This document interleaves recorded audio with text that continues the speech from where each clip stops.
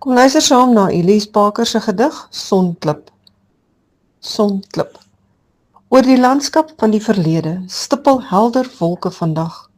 Elke grondskadu 'n kode tot die hede, leidrade na dae wat ek sag kon lag. Op die vele kronkelpaaie van my ongelyke lewensgang, van graseinders tot berge bo baaie, was ek soms onseker, meesal bang. Totdat jy oor die see van tyd sou kom met jou blou en wit boot uit San Francisco. Jou oë stadsmoeg, jou lippe stom.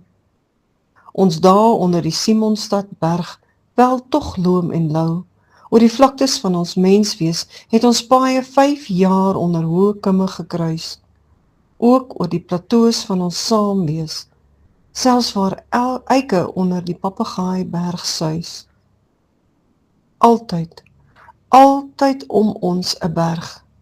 In die Boland, die Parelberg vol sondanse, en terwyl die kil lug snerpend terg by Tulbagh, berge met sneeukranse. Was dit een skemer met die Wellingtonberg aandrooi, wat ek hunkerend sou agterkom, of op Woester waar berge konsertina plooi, jou hande is liefdesdom, as dit by hartshonger kom. Vreemd hoe jy nooit 'n enkel dag my leë hand in joune sou glip.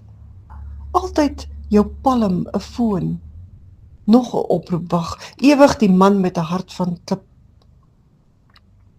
En ek sou so in bergskadu's leer, sekerlik is die lewe se mees vervullende geskenk nie iets of alles wat jy begeer, maar iemand wat jou ek wees gedenk.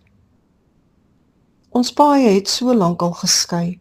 Nou is jy van deesweek meer as 'n jaar na jou rusplek ver, van alle aardse berge heen.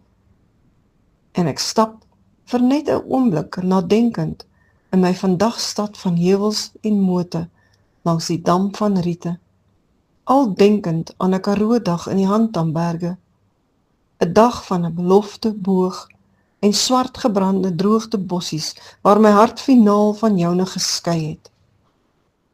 'n Nuwe sielskoers is soms net 'n hartklop ver.